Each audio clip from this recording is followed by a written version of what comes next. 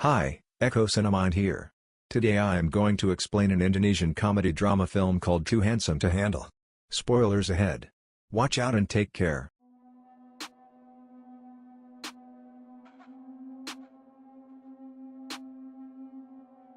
The Moss family has been good looking for several generations. They are admired by many because of their beauty, which in turn makes them a lot of money. The eldest son, Okus, is an internet influencer. He has millions of followers because of his looks and is also considered a love guru who helps men impress their crushes. The father, Pakhar, used to be a heartbreaker who dated more than 1,200 girls before meeting their mother. Meanwhile, the mother can also be considered handsome because of her masculine features and an obvious mustache. Lastly, the protagonist, Kulin, is the youngest son and the most attractive of them all. The family has gotten used to their life as people with good looks. Except for Kulin, who struggles to live normally because of his handsomeness. He often wishes he was only mildly attractive, that way, he could go out without being chased by a crowd of women every time. Girls go crazy, pass out, pull their hair, and often get nosebleeds on getting a look at his attractive face. As a result, he has never had genuine interaction with a girl. He avoids going out in public as much as possible and has been homeschooled till now. Kulin has no friends he can talk to other than his pet fish. He often plays cards with it and talks to it out loud. His family watches him through a camera and worry. They want him to have a normal teenage life and try their best to help him. Okus frequently shows him pictures of girls, trying to hook him up with someone. However, Kulin says that his type in girls is someone who doesn't like him. He wants to be seen for his personality and interest, not his face. When nothing works to motivate Kulin to go out, the family takes it a step further. They plan to fake financial problems and guilt him into going to a school. One night when Kulin wakes up to drink water, his parents pretend to be worried about their finances. They dramatically declare that they will only eat scrambled eggs for breakfast until they earn enough money for Kulin's homeschooling. He feels awful to be causing his parents so much trouble. The next morning, he declares that he will be going to school for the upcoming semester. The family is overjoyed until he mentions that he will only go to an all-boys school. Although they would have preferred him to be able to talk to girls, they are happy to take one step at a time. A few days later is Kulin's first day at an actual school. Okus drops him off on his bike, but Kulin doesn't take his helmet off. He plans to wear it the entire day to hide the fact he is handsome.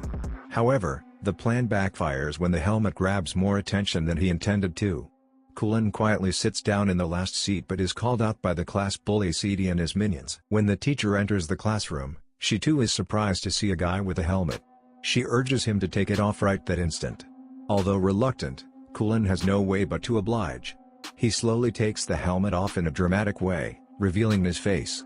In the following scene, the teacher is being loaded into an ambulance. It turns out that she started to nosebleed and hyperventilate because of Kulin's beauty.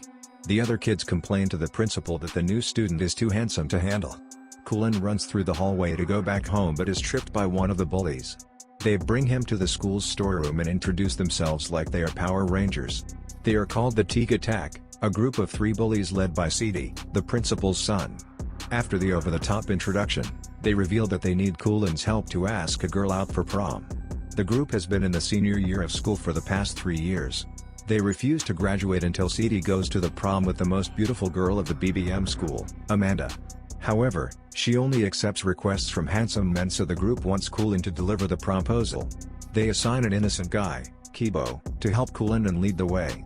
Kibo has also been a victim of their pranks in the past and is obliged to do what the bullies say. Afterward, Kulin goes to the principal's office with Kibo to make an official complaint about bullying in school. Kibo knows what the outcome will be, but he still accompanies Kulin. The principal is troubled by his son refusing to graduate. Since Kulin's beauty gives him a chance to take Amanda to the prom, the principal wants them to do whatever the bullies say. That evening, Kulin and Kibo decide to complete the task the next day and get rid of the responsibility. Kibo is the first person who has shown kindness to Kulin, unrelated to his beauty. Although the day didn't go as planned, he is happy to have gained a friend. The next morning, they go to the BBM school where the girls smell the presence of the boys. They are strict about not allowing ugly boys to enter the school premises. Hence, when they notice Kulin wearing a helmet, the entire school asks him to take it off. In a climactic scene, Kulin takes the helmet off and mayhem ensues among the girls. Only a few hours later, the news makes it to the television. Clips of girls crying, bleeding through their noses, getting possessed, and jumping around are being shared all around social media. Kulin starts being known as the too handsome to handle guy. The hottest student of the BBM school and model named Amanda also hears the news and is instantly smitten by Kulin. He is the first guy who matches in beauty and status with her. She immediately makes it her mission to impress him. When the news becomes huge, a crowd of girls gathers in front of the Moss residence. The family starts charging them money for a house tour.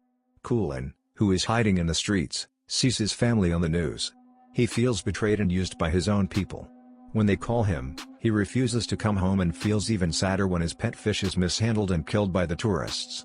He is now on the roof of a building hiding from the maniacs chasing him in the streets. Suddenly, a girl appears behind him and inquires if he is going to jump off the roof. Kulin looks at her in shock because she doesn't bleed from her nose or pass out on seeing him. The girl refuses to talk and simply walks away. Kulin is so nervous that he can hardly speak. The encounter makes his day a lot better. A while later, he calls Kibo, who picks him up and invites him to his home. He and his grandmother welcome Kulin to stay for as long as he wants. On walking into Kibo's room, he sees two rare collectible playing cards and is amazed by them. They realize that they share several common interests and playing card collection is one of them. The following day, they visit the all-girls school to look for the girl from yesterday. While they are at it, they also meet Amanda and give her the files of the proposal sent by CD. Amanda pretends to be unimpressed by Kulin's beauty, but after he leaves, her nose bleeds profusely. Kulin sees his crush on the stairs, but the other girls surrounding him do not allow him to meet her. For the next few days, Kibo and Kulin do everything together and become best friends. One afternoon, Kibo takes Kulin to play futsal, where he frequently goes to meet his crush, Rear. After the match, Kulin notices the girl from the roof working at a shop nearby. He cannot help but stare at her. Just then, Kibo arrives and introduces Rear to him. Kulin discovers that she is also Kibo's crush, who he was talking about earlier. The two seem to be pretty close, which makes Kulin jealous. He can hardly fall asleep that night because the feeling is new and confusing to him. Then, he remembers Okis as a love guru and fixes a meeting with him.